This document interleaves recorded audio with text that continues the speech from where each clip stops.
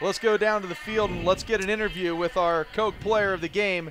That is Dillon Roy. Dillon, you are the Coke player of the game because you drew the matchup today against number 74, Lyle Thompson, and you absolutely shut him down. You dominated.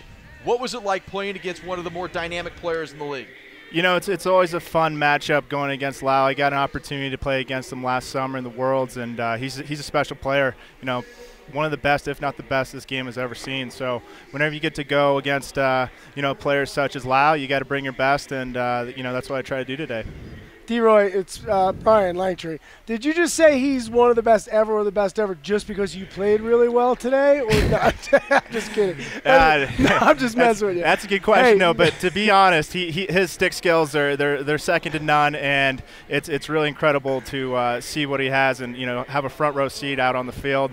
It's definitely special. You got to pinch yourself when you go against a player like no him. doubt. I was just kidding. Oh, but anyway, when you're covering him one-on-one, seriously, like what you're approaching that matchup, I mean, you got to be like, I don't even know what to expect because he steps away and then you take a step and then he's right by you or he's how'd you manage to dominate like that? Well, I try to keep it fundamental, just watch his hips, keep my stick in his hands, and whenever he got inside my cushion of my stick, I just try to get some spacing by throwing a nice cross check to regain some ground. But beyond that, it's all about just keeping his stick, or my stick in his stick, and trying to keep his hands tied up because he's always dodging with his head upfield, and he's got a lot of different things going upstairs that he can pull off. So just keep it fundamental. That's the key. Dillon, last question for you. As you guys go into the final game of the season, what is it about this team that you're liking right now? I mean, you're not making the playoffs, but there's still, as Brian was saying in this game, there's still an awful lot to play for.